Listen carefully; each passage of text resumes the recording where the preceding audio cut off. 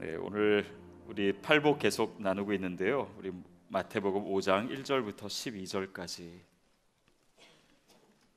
우리 한 목소리로 우리 8가지 복을 다 같이 읽도록 하겠습니다. 시작. 산에 올라가 앉으시니 제자들이 입을 열어 가르쳐 이르시되 심령이 가난한 자는 복이 있나니 천국이 그들의 것이며 애통하는 자는 복이 있나니 그들이 위로를 받을 것이며 온유한 자는 복이 있나니 그들이 땅을 기업으로 받을 것이며 의에 줄이고 목마른 자는 복이 있나니 그들이 배부를 것이며 긍휼히 여기는 자는 복이 있나니 그들이 긍휼히 여김을 받을 것이며 마음이 청결한 자는 복이 있나니 그들이 하나님을 볼 것이며 화평하게 하는 자는 복이 있나니 그들이 하나님의 아들이라 일컬음을 받을 것이며 의를 위하여 박해를 받는 자는 복이 있나니 천국이 그들의 것임이라.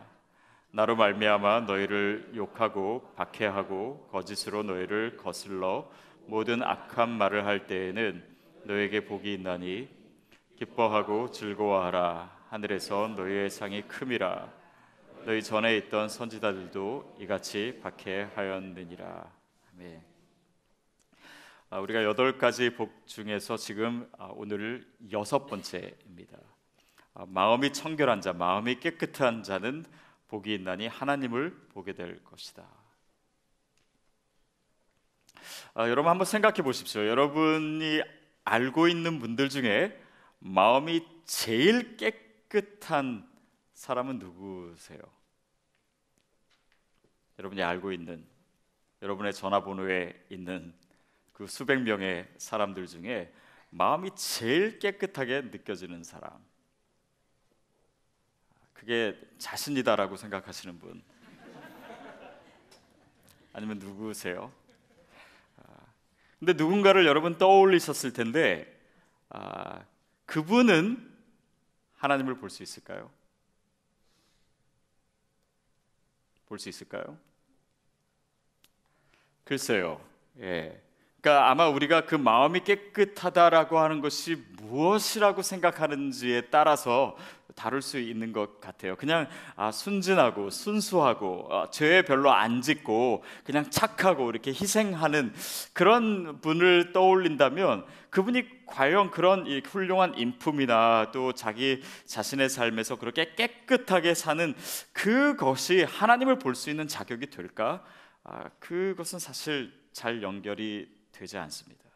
그렇다면 마음이 깨끗하다라고 하는 것이 무슨 뜻일까요? 과연 누가 하나님을 볼 수 있을까요? 그리고 오늘 본문 말씀은 무슨 의미일까요? 오늘 읽은 본문에서 예수님께서 또 이 6가지 복에 대해서도 여전히 짧게 얘기하십니다. 마음이 청결한 자는 복이 있나니 그가 하나님을 볼 것이다. 뭐 그렇게 간단하게만 얘기하시고 아무 설명이 없어요. 그러니까 마치 이 설교를 준비하는 저에게는 이렇게 짧은 말씀 하나 던져놓고 네가 알아서 설명해라 라고 하는 느낌으로 이거에 대한 예수님의 설명이 더 필요한 것 같습니다. 그런데 우리가 조금 더 묵상할수록 사실 이 구절은요 성경 전체가 설명을 하고 있는 거예요. 그것이 무슨 의미인지 오늘 우리가 조금씩 알아갔으면 좋겠습니다. 자, 마음이 깨끗하고 순수하고 죄를 별로 짓지 않고 또 갈라지지 않은 마음, 뭐 이런 의미를 가지고 있는데 과연 어느 정도 죄를 짓지 않아야 하나님을 볼 수 있을까요? 얼마나 순수해야 우리가 하나님을 볼 수 있을까요? 과연 거기에 대한 하나님의 기준은 무엇일까요? 과연 우리 행실에 있어서 어떻게까지 정직해야 우리가 하나님을 볼 수 있을 정도까지 도달할 수 있을까요? 이런 예를 한번 생각해 보십시오. 어느 엄마가 아이를 위해서 맛있는 케이크를 만들었어요.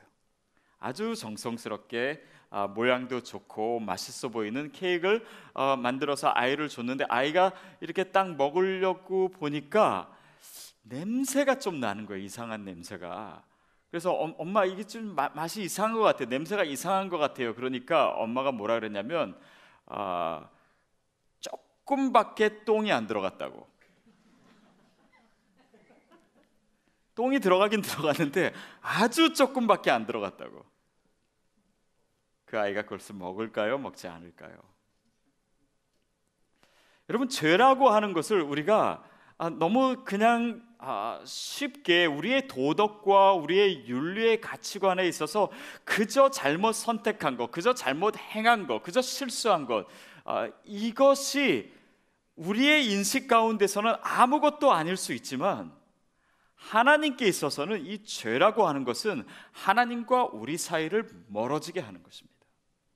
근데 단지 그런 도덕적이고 윤리적인 조그만 죄를 지었기 때문에 우리가 하나님을 볼 수 없거나 하나님의 의의 기준에 도달하지 못한 것이 아니에요. 우리는 원래 정말 원래는 선하게 창조되었지만 죄가 우리의 삶에 들어옴으로 말미암아 우리의 이 양심 자체가 오염된 거예요. 그러니까 하나님의 영광을 위해서 살지 않고 자기의 유익을 위해서 그런 이기적인 마음, 무엇이 선이고 무엇이 악인지도 구별하지 못하고 무엇이 죄인지 무엇이 죄가 아닌지도 구별하지 못하고 어디에 하나님의 의가 있는지 하나님의 뜻이 무엇인지 거기에 관심도 없고, 그러므로 점점 하나님으로부터 멀어지고 하나님이 우리 인생의 목표가 되지 않은 그 우리의 삶의 실존, 그것이 죄입니다. 그러니 우리는 우리의 뜻대로 아니면 우리가 부지부식간에도 하나님의 뜻을 거역하고 있는 것이죠.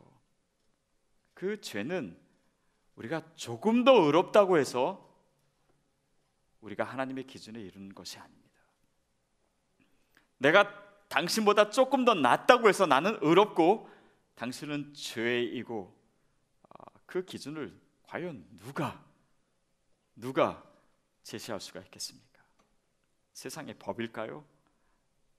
나라마다 문화마다 시대마다 늘 변화되는 그 법이 우리 인생에서 의로움에 대한 절대 기준이 될 수 있을까요? 우리의 구원에 대한, 우리의 영혼의 문제에 대한, 우리의 영원한 문제에 대한 기준이 어떻게 사람이 만드는 기준이 될 수 있을까요? 그렇지 않습니다. 모든 사람이 죄를 범하였음에 하나님의 영광에 이르지 못하였다. 오늘 본문 말씀은 청결하다라고 했을 때 무엇이 청결하다고 하냐면 마음이 청결한, 마음을 얘기하고 있습니다. 겉이 아니라, 외모가 아니라 마음을 하나님께서 보신다는 거예요. 성경에서 이렇게 이런 구절, 이런 내용이 나올 때마다 떠올리게 되는 게 이제 사울과 다윗입니다. 그렇죠? 사울은 외모도 잘생겼고 그 준수했죠. 저는 이 내용을 생각하니까 저희 교회 이제 같이 지금 섬기고 있는 우리 정동윤 전생 어디 가셨나요? 예. 다른 모든 교육자들 다 못생기게 만들어 놓은 정동윤 전사님 생각하면서 이런 구절 떠올립니다. 하나님께서는 외모를 보지 않으시고 사람은 외모를 보지만 하나님은 중심을 보신다. 그래서 이렇게 외모에 자신이 없는 사람에게 굉장히 큰 위로가 되는 그런 말입니다. 근데 한번 생각해 보세요. 하나님이 중심을 보는 건 맞습니다. 그런데 외모가 떨어진다고 해서 정말 중심이 좋나요? 더 억울하게 우리 정동윤 전사님 마음도 착해요. 그러니까 이게 정말 하나님 정말 공평하신 하나님인가 생각하게 하죠. 근데 우리가 이런 이 외모를 생각하거나 또 그런 이 마음을 생각한다라고 할 때 사울은 외모가 좋았습니다. 키도 크고 잘생기고 또 좋은 가문 출신이고, 근데 하나님께서 그 말씀을 하실 때가 어떤 상황이었냐면 사무엘에게 내가 사울을 버리겠다. 내가 사울을 이제는 버리겠다. 그리고 다른 왕을 선택하겠다. 다윗이죠. 그러면서 사람은 외모를 보지만 여호와는 중심을 본다. 이렇게 말씀하신 거예요. 그러면서 이제 다윗에 대한 이야기가 이제 나오기 시작하는데, 다윗은 성경을 읽으면서 우리가 사무엘상, 사무엘하를 읽으면서 다윗을 한마디로 표현한다면 그는 하나님의 마음에 합한 자예요. 하나님의 마음에 합한 자입니다. 특별히 이 마음에 합한다라고 했을 때는 물론 외모를 보시는 것이 아니라 그 중심을 보시는 것이죠. 그런데 하나님께서 다윗의 마음을 보시는 것도 있지만 이것은 단지 하나님이 어떤 이 관찰자로서 다윗을 보실 때 그가 좀 더 깨끗하고 좀 더 의롭다, 이런 차원으로 성경이 얘기하는 것 같지 않습니다. 오히려 이 하나님께서 다윗을 보시는 그런 관점도 나오지만 특별히 이 시편이나 또 사무엘 상하를 읽어가다 보면은 다윗이 하나님을 어떻게 보고 있는가, 다윗이 어떤 믿음으로 하나님 앞에 서 있는가, 이런 것들이 훨씬 더 부각이 돼서 나타나요. 특별히 시편에 보면은 이 다윗이 하나님에 대해서, 하나님의 마음에 대해서 얘기하고 그 마음에 대해서 너무나 잘 알고 있는, 구약 시대로선 상상할 수 없는, 하나님은 번제를 기뻐하지 않으십니다. 그 구약 시대에 유일하게 하나님 앞에 나아갈 수 있는 방법이었던 그 제사마저 하나님이 기뻐하시지 않고 하나님이 구하시는 것은 상한 심령입니다. 그 고백은 그냥 단순한 신앙 고백이 아닙니다. 다윗의 일생 동안 그 하나님의 말씀과 하나님의 임재와 하나님과의 관계 속에서 하나님과 얼마나 가깝고 얼마나 친밀했는지를 가장 잘 보여주는 그 다윗의 고백 중에 하나예요. 하나님과의 관계입니다.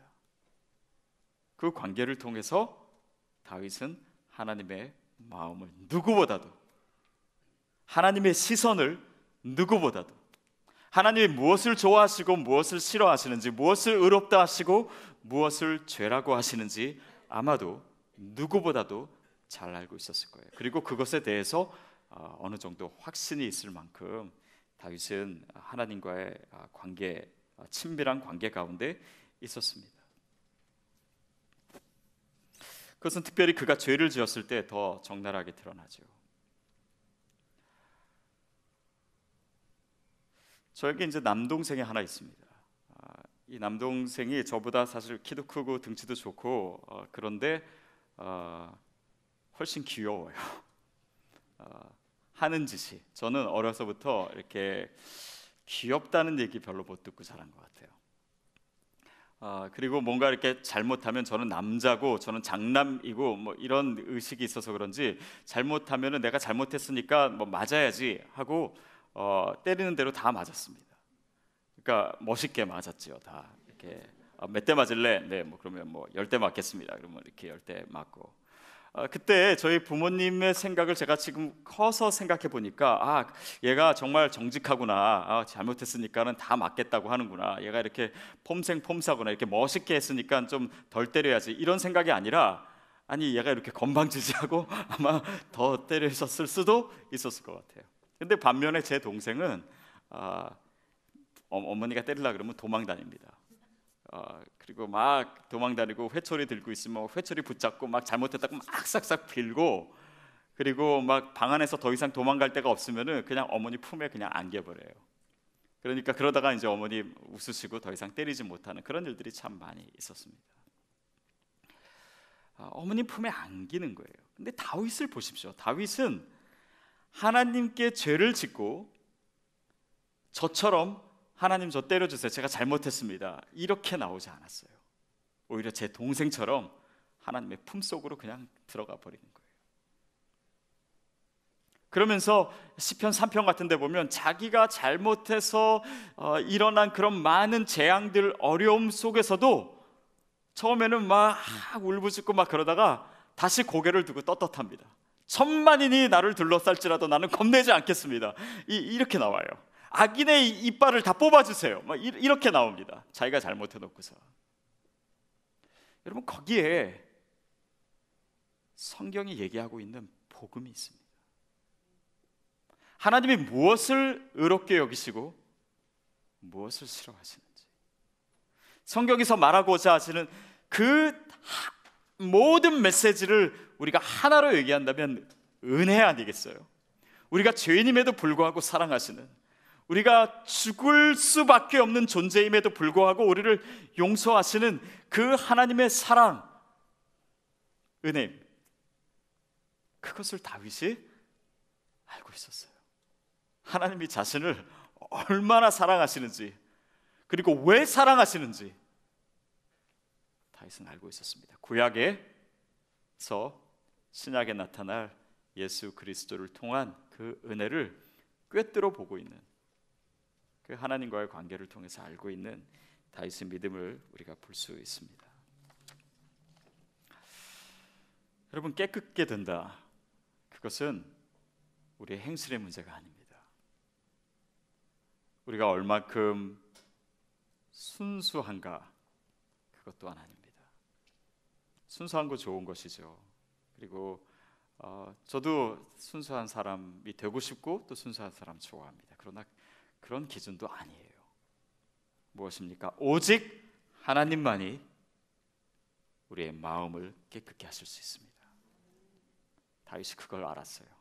밧세바를 범하고 시편 51편에서 죄를 고백하고 그럴 때 결국 나를 정결케 하실 수 있는 분은 하나님이십니다라는 것을 고백합니다. 그게 51편 7절 말씀이에요. 우리 같이 한번 읽겠습니다. 시작. 우슬초로 나를 정결케 하소서. 내가 정하리이다. 나를 씻어 주소서. 그러면 내가 눈보다 희게 될 것입니다. 결국 내가 지은 죄를 내가 속죄할 수 있는 것이 아니에요. 내가 무언가를 한다고 해서 내가 지은 죄를 어떻게 해결할 수 있는 것이 아님을 다윗은 알고 있었습니다. 제사를 잘 드린다고 해서 하나님께서 나를 용서하신다, 그것도 아님을 알고 있었어요. 하나님께서 번제를 기뻐하시지 않습니다. 하나님이 구하시는 것은 상한 심령입니다. 그 상한 심령에서 오직 주님을 바라보고 나의 소망과 나의 회복과 나의 정결케 됨이 그 근거가 나에게 있는 것이 아니라 오직 하나님께만 있습니다 라고 하는 것을 고백한 시편이 51편이잖아요. 바로 그거였어요. 주님이 원하시는 것이. 예전에 저희 딸 아이가 첫애가 어릴 때 동생을 때려놓고선 엄마한테 그렇게 얘기하더라고요. 엄마, 제가 동생 때렸어요. 솔직히 얘기했으니까 용서해 주세요. 여러분, 솔직히 얘기했다고 그게 용서를 받을 수 있는 자격이 되는 거 아닙니다. 우리가 회개도 마찬가지예요. 회개했으니까 하나님이 용서를 당연히 주셔야 되나요? 아닙니다. 물론 우리가 죄를 고백하면 하나님께서 용서하세요. 그렇다고 회개라고 하는 행위 자체가 우리의 업적이 되는 건 아니에요. 우리의 구원을 보장하는 그 무엇이 되는 것은 아닙니다. 오직 하나님의 은혜예요. 전적인 하나님의 은혜입니다. 그게 바로 우슬초로 나를 씻어달라라고 하는 거예요. 우슬초가 뭡니까? 피를 그 우슬초라고 하는 그 식물의 그 줄기를 가지고 피에 찍어서, 어린 양의 피에 찍어서 방 안에 문에 뿌리는 거잖아요. 결국 어린 양의 피예요. 내 피가 아닙니다. 나의 무엇이 아니고 오직 예수 그리스도의 은혜로만 우리가 정결케 될 수 있다라는 것입니다. 여러분, 예수님께서 이 말씀을 하셨을 때는 그의 주위에 유대인들, 특별히 바리새인들, 서기관들이 많았습니다.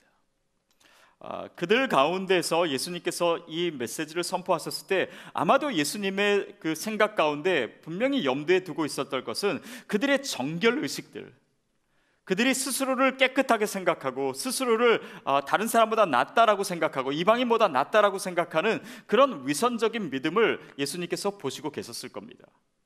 그러는 가운데 정말 정결케 되는 것이 그들의 행위가 아니라, 겉으로 하는 것이 아니라, 어떤 의식이 아니라, 예식이 아니라, 어떤 율법을 지키는 어떤 행위가 아니라 마음이라고. 그 마음이라고 하는 것은 결국 자신이 십자가에 달려 죽으셔서 우리의 영혼을 구원하시는 그 영혼을 얘기하는 것이었을 것입니다. 예수님은 더 이상 우리에게 무거운 규범을 부과하는 분이 아닙니다. 결국 오늘의 말씀이, 이 성경 전체가 이 말씀을 해석하고 있다는 것이 무엇입니까?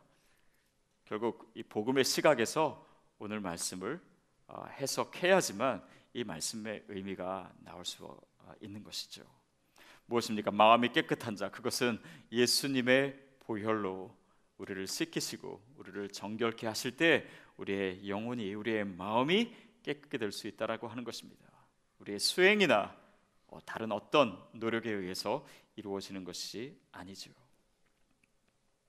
결국 이 복음 안에 우리의 죄인됨이 드러나고, 그리고 그 가운데 우리가 철저하게 죄인임을 깨닫는 가운데에서야 하나님의 은혜를 구하게 돼서 그 은혜 가운데서 의로움을 얻는 그 복음의 메시지가 바로 오늘 이 6번째 복 안에 있는 내용입니다. 여러분, 그래서요, 십자가의 가치는 내가 얼마나 내 죄를 깨닫는가에 있습니다. 내 죄가 얼마나 크다라는 것을, 내가 얼마나 소망이 없는 존재라는 것을 깨닫는 만큼 십자가의 가치가 느껴지는 거예요. 여러분, 우리가 하나님 앞에 갈수록, 그분의 빛을 볼수록 나의 죄가 드러나기 시작합니다. 마음이 깨끗하다라고 하는 것은 한편으로는 우리가 그 그리스도의 의로움을 얘기하기 전에 마음이 깨끗하다라는 하는 것은 그만큼 나의 죄가 드러나는 것을 볼 수 있는 상황을 얘기합니다. 깨끗하지 않으면 볼 수 없어요. 그래야 십자가의 은혜를 깨닫기 때문입니다. 마치 태양빛이 방 안을 확 비치면은 평소에 보지 않던 먼지들이 다 드러나죠. 그것처럼 하나님의 빛 안에 거할수록, 우리가 주님을 알수록, 주님 앞에 더 가까이 갈수록 내 죄가 드러나기 시작합니다. 그리고 우리가 빛 앞에 가까이 가면은 마치 엑스레이를 보듯이 내 안에 있는, 내 속에 있는, 내 폐부에 있는 이런 뼈나 이런 내장, 이런 모든 것들이 다 드러나듯이 하나님의 빛 가운데 우리가 더 가까이 가면 갈수록 내가 죄인임을 깨닫게 되는 것이죠. 그것이 복음이 우리 안에 들어오는 그런 현상입니다. 그래서 내 죄를 위해서 예수님께서 죽으셨구나, 내 죄 때문에 예수님께서 돌아가셨구나. 여러분, 이것은 상식이 아닙니다. 우리가 상식적으로 2000년 전에 죽으신 예수님께서 그래 나를 위해서 돌아가신 거지. 여러분, 이것이 실감이 나세요? 저는 보통 상식적인 사람이라면 이것이 실감이 안 난다고 생각이 들어요. 그런데 우리가 복음의 말씀을 듣고 그 마음, 그것을 우리의 머릿속에 가지고 있지만 이것이 내 안에서 내 폐부를 살피고 내 존재를 뒤집는 사건은 하나님의 영이 우리에게 임할 때입니다. 그럴 때 내가 얼마나 죄인인지, 내가 얼마나 큰 사랑을 받았는지, 하나님의 은혜가 얼마나 큰 것인지를 우리의 영이 깨닫기 시작하는 거예요. 그 영이 주님을 만나게 될 때, 그때 전율이 일어나고, 그때 눈물, 콧물이 쏟아지고, 정말 하나님의 은혜가 나에게 완전히 밀려오는 그 순간, 그때 우리의 영혼이 씻기기 시작하는 거예요. 하나님께서 우리를 만지시기 시작하는 타이밍입니다. 그게 주님을 만나는 순간이에요. 그런데 여전히 오늘 우리가 주님께로 나아가는데, 특별히 하나님이 나를 얼마나 사랑하시고 내가 얼마나 죄인이고 그 죄인임을 깨닫는 동시에 그 십자가의 은혜를 우리가 깨닫고 의인이 되는 그런 이 그리스도 안에서의 자의식이 생기는 그때에 우리를 가로막고 있는 것이 있습니다. 그것이 무엇입니까? 죄책감이에요.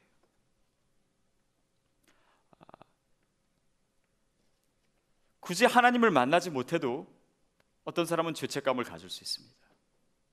자기가 지은 죄의 그런 악함을 남들보다 더 많이 느낄 수 있어요. 그러나 그것만이 신앙이라면은 우리에게 아직도 복음이 완전히 들어오지 못한 것이죠.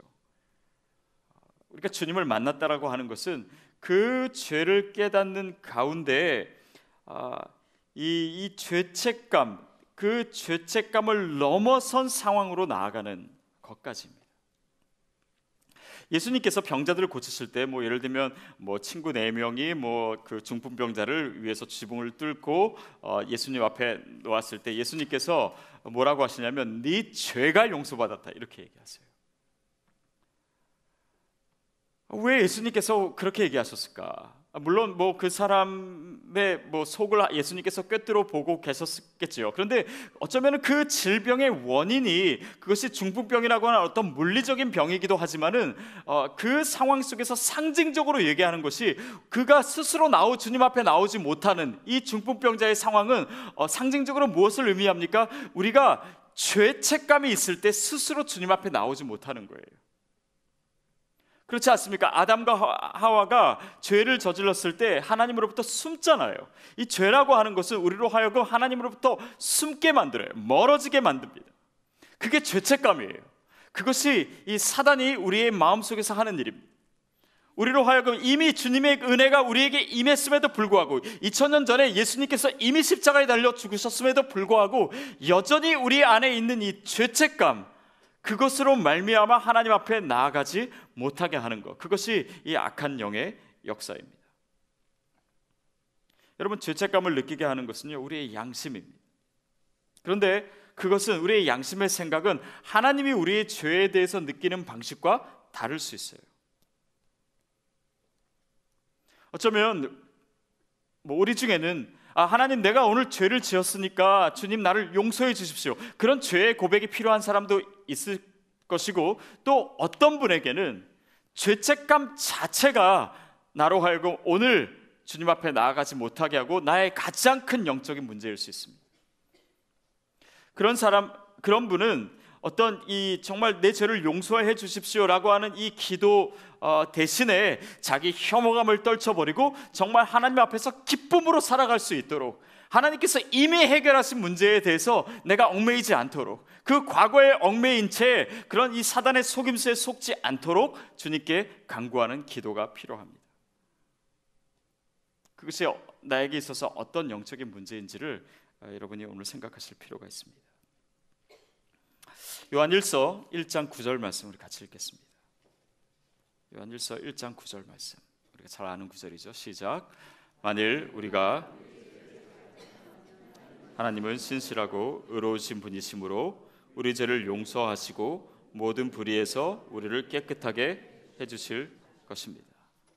그럼 하나님이 우리에게 요구하시는 건 무엇입니까? 내가 죄인임을 깨닫고 우리의 죄를 주님 앞에 자백하는 거예요. 자백하는 것 자체가 업적은 아니지만 하나님께서 오늘 우리의 죄를 깨닫는 회개의 영을 주시게 되기를 바랍니다. 그리고 그것이 주님이 오늘 나에게 은혜를 베푸시는 하나의 분명한 증거예요. 죄를 깨닫게 하시는 것입니다. 그리고 그 죄를 고백하게 하시는 거예요. 그러는 가운데 하나님께서 그는 미쁘시고 의로우사 우리의 모든 죄에서 우리를 깨끗게 해주실 것이다. 여러분, 이것이 오늘 본문에 대한 하나님의 약속입니다. 저와 여러분을 깨끗게 해주신다는 거예요. 주님이 요구하시는 그 모습이 바로 그것입니다. 어떤 분은 이런 죄의 용서에 대해서 얘기할 때마다 그거는 제가 얼마나 큰 죄를 저질렀는지 모르셔서 그럽니다 라고 생각하고 얘기할 정도로 그 죄책감이 크신 분이 있을 겁니다.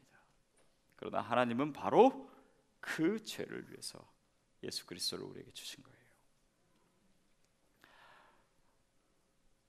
제가 설교를 준비하면서 한 형제의 얼굴이 떠올랐습니다. 아까 제가 초두에 여러분에게 물어봤죠. 여러분 주변에 있는 분 중에 아는 분 중에 가장 순수한 분이 누구냐고 물어봤습니다. 저에게 있어서 떠오르는 사람은 제가 한 7, 8년 전에 러시아의 아우리츠를 갔었을 때 만난 형제였습니다. 그냥 며칠 동안 같이 있었어요. 근데 교회에서 그냥 이렇게 허드렛 일 해주는 그런 청년인데 너무너무 얼굴도 순수하게 생겼고, 또 이렇게 말하는 거나 이렇게 물론 말은 잘 안 통하지, 이렇게 많이 소통은 못했지만 그래도 이렇게 옆에 통역해주는 그 형제도 있었고, 그래서 같이 며칠 동안 한 동안 너무너무 순수하고 너무너무 아름다운 거예요. 근데 그 형제의 이렇게 그 행동에 대해서 되게 감동을 받고 너무 잘 섬겨주고 뭐 이랬는데, 제가 마지막 날 그 교회를 섬기는 목사님으로부터 그 형제에 대해서 얘기를 듣게 됐습니다. 근데 그 형제의 과거에 어떤 일이 있었냐면 자기 형을 주먹으로 때려서 죽게 한 형제였어요. 근데 어떻게 그 형제가 어떤 그런 과거로부터 벗어나서 지금 이런 표정을 하고 있을 수 있을까? 그것은 사람의 생각으로 할 수 있는 것이 아니라는 생각이 들었습니다. 어쩌면 그 형제도 그런 죄책감 가운데 살아가겠죠. 그러나 하나님께서 그 형제를 통해서 저에게 그리고 많은 사람들에게 보여주시는 메시지는, 하나님께서 우리를 정결케 하신다라고 하는 것입니다. 어떤 죄도 용서받지 못할 죄는 없습니다. 우리가 죄책감을 가지고 평생을 살아가야 될 그 죄를 하나님께서 원치 않으세요. 여러분, 이것은 우리의 삶의 행실이 중요하지 않다거나, 아니면 그것에 대해서 뭐 철저하게 회개하지 않아도 된다거나, 아니면 그 사람에 대한 그 미안함을 우리가 갖지 않아도 된다라고 하는 것이 아닙니다. 그러나 그 어떤 죄도 주님 앞에서 깨끗하게 되지 못할 죄는 없습니다. 죄책감을 가지고 살아가야 될 이유가 없어요. 하나님이 원치 않으십니다. 그리고 그것은 사단이 원하는 거예요. 왜? 그것이 하나님과 우리와의 관계를 막고 있기 때문에, 내가 주님 앞에 더 가까이 갈 수 없도록 만들기 때문에 그렇습니다. 로마서 8장 1절에서 2절 같이 읽겠습니다. 시작. 예수 안에 있는 사람들은 정죄를 받지 않습니다. 이는 그리스도 예수 안에 있는 생명의 성령의 법이 죄와 죽음의 법에서 여러분을 해방했기 때문입니다. 아멘. 그리스도 안에 있는 자에게는 이제는 더 이상 정죄함이 없습니다. 생명의 성령의 법이 죄와 사망의 법에서 저와 여러분을 이미 해방한 줄로 믿습니다. 이것은 뭐 우리가 믿건 안 믿건 예수님께서 이미 하신 일이에요. 하나님께서 이미 선포하신 것입니다. 그러니까 그것을 받아들이지 않는 사람만 손해인 거예요. 이미 하나님께서 예수 그리스도 통해서 하신 일입니다.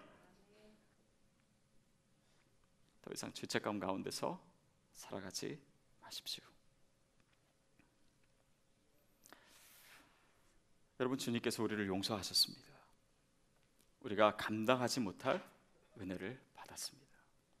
그러므로 저와 여러분의 영혼이 깨끗게 됐습니다. 만약에 이 복음의 은혜가 없다면 제가 어떻게 여러분 앞에서 설교할 수 있겠습니까? 제가 저보다 훨씬 더 순수하고 마음이 깨끗한 여러분 앞에서 마음이 청결한 거에 대해서 어떻게 얘기할 수 있겠습니까? 그러나 저나 여러분이나 같은 은혜를 받은 사람으로서 저도 담대하게 선포합니다. 하나님께서 저와 여러분을 이미 깨끗게 하셨어요. 저와 여러분은 누구보다도 마음이 청결한 사람입니다. 하나님 앞에서 우리는 이미 죄사함을 얻었어요. 그런데 더 이상 우리를 괴롭히고 나는 순수하지 않아 라고 하는, 깨끗하지 않아 라고 하는 그런 생각이 있다면, 여러분 예수 그리스도의 이름으로 그 생각을 쫓아버리십시오. 여러분, 그것이 오늘 우리 영혼에서 깊이 체험이 되고 그 구원의 감격 가운데 우리가 날마다 예배하는 것입니다. 그것이 날마다 기뻐해야 돼요. 그래야 전심으로 주님을 노래할 수 있습니다. 오늘도 내 생각 속에서 자꾸 찾아오는 이 죄책감이나 무력감이나 이런 하나님 앞에 나아가는데 방해되는 이 모든 것들을 떨쳐버릴 수 있는 한 가지 근거가 바로 그 우리에게 주신 복음 아닙니까? 여러분, 그래서 그리스도 안에서 내가 의롭게 됨을 정말로 체험한 사람은요, 우리의 마음이 정결케 될 뿐 아니라 하나님의 시각을 갖게 됩니다. 여러분, 죄인인 인간이 어떻게 하나님을 볼 수 있겠어요? 그러나 우리가 하나님의 시각을 가지면 하나님을 볼 수 있습니다. 그게 하나님께서 오늘 저와 여러분에게 주시기를 원하시는 거예요. 제가 어저께 제가 아는 한 성도님으로부터 이메일을 받았는데 그런 내용입니다. 자신이 금년 한 해 얼마나 힘들었고 또 마음이 어려웠고 주위 사람들을 원망했고 큰 상처 가운데 있었는지. 근데 그때 제가 이제 그때 개인적으로 제가 설교 준비하면서 읽었던 그 에릭 프롬의 소유와 존재에 대한 얘기를 좀 해드렸어요. 그래서 이 소유에 대한 시각이 우리 인생을 얼마나 피폐하게 하는지, 또 우리의 존재 자체를 하나님의 시각으로 볼 수 있다면 우리가 얼마나 자유해질 수 있는지, 그런 얘기를 나눴던 기억이 있습니다. 이제 그 얘기를 이메일에 쓰시면서 그러면서 자기 자신을 존재적으로 보시기 시작했다라는 거예요. 그리고 그 얘기가 있은 다음 날에 자기가 하나님을 만난 이야기들을 쭉 간증처럼 이메일로 적으시고, 그 간증 뒷부분에 어떤 얘기가 있냐면, 그러면서 내 주위에 있는 사람들을 존재적으로 보기 시작했습니다. 왜냐하면 이분도 사회적으로 또 되게 훌륭한 분이고 좋은 학벌을 가지고 가진 것도 많고 이런 분인데 늘 그 시각으로만 자기를 봐온 거예요. 그러니까 다른 사람을 볼 때도 늘 그런 시각으로 보게 된 것입니다. 그런데 나를 하나님 앞에서의 존재로 보기 시작하니까 다른 사람들도 소유가 아닌 존재의 양식으로 보게 된 거예요. 여러분, 여기에 굉장히 중요한 비밀이 있습니다. 우리가 그리스도 안에서 거듭났고 내 영혼이 주님 앞에서 깨끗게 되었고 의롭게 되었다라고 하는 또 하나의 증거는 오늘 나의 시각이 어떤 건가, 내가 다른 사람을 어떻게 보고 있는가, 내가 정말 그리스도의 은혜를 입었는가, 내가 정결케 되었는가라고 하는 것이 또 다른 증거로 나타날 때는 내가 다른 사람들을 봤을 때 어떤 시각으로 볼 수 있는가, 보고 있는가, 그것이 하나의 좋은 증거가 되고 지침이 된다는 것입니다. 하나님께서 나를 용서하셨다면 다른 사람도 하나님께서 용서하신 것입니다.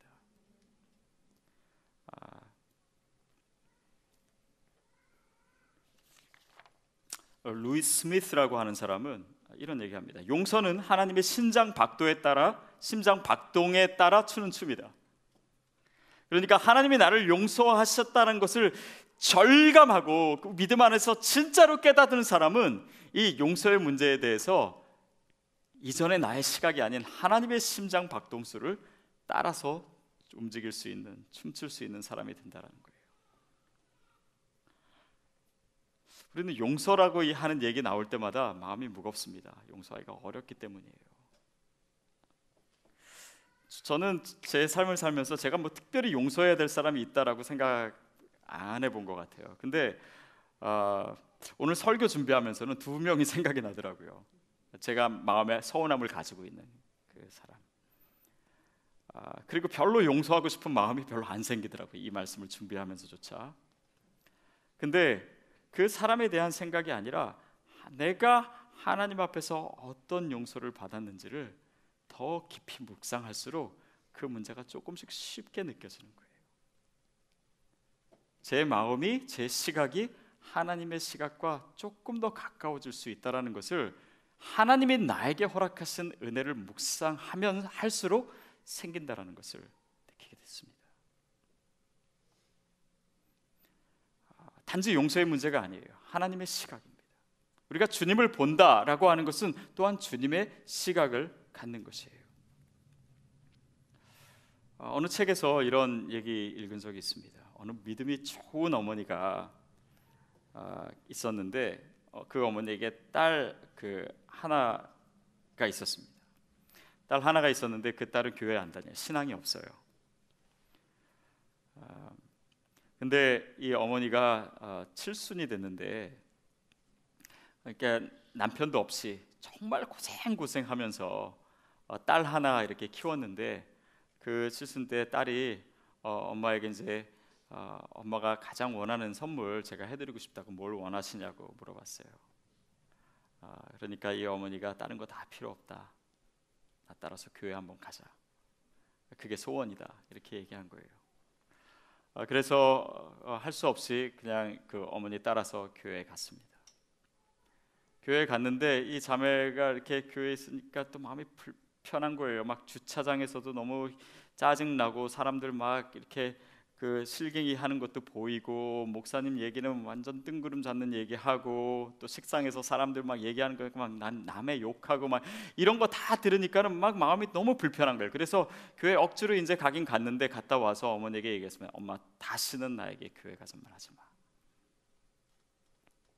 근데 그 어머니가 뭐라고 얘기했냐면, 나는 평생 교회 다니면서 예수님 한 분만 봤는데 너는 오늘 딱 하루 교회 갔는데 참 많은 걸 봤다.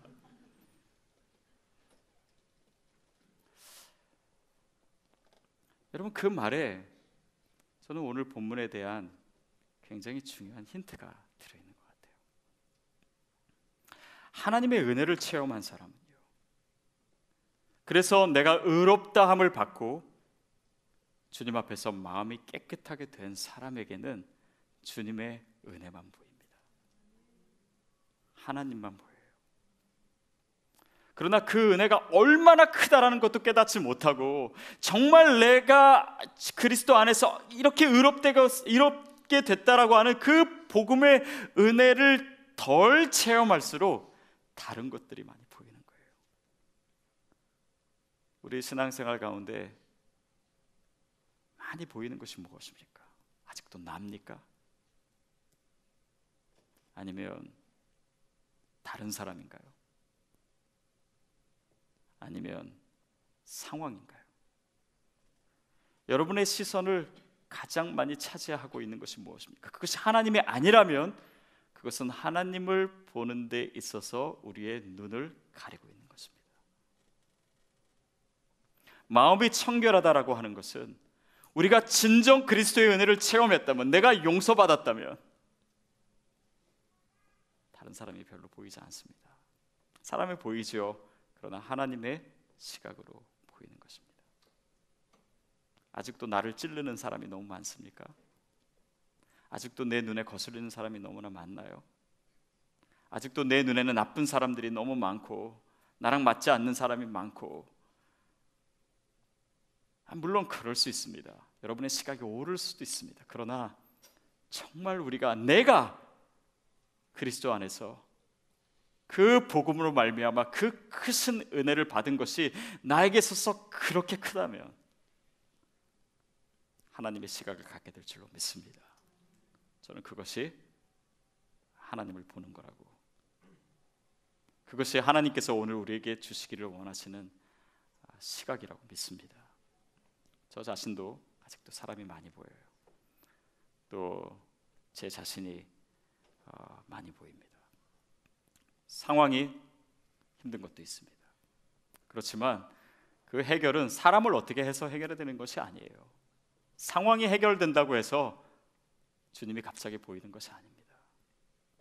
내가 하나님 앞에서 누구인지, 어떤 죄인이었고 어떤 은혜를 받았는지, 그 복음만이 우리의 모든 문제에 대한 해답입니다. 그래서 오늘 이 밤에 저와 여러분이 그 주님을 볼 수 있게 되기를 바랍니다. 믿음의 주요 온전케 하시는 이인 예수 그리스도를 바라보십시오. 우리가 어떤 은혜를 받았는지를 오늘 우리의 영으로 체험할 수 있게 되기를 바랍니다.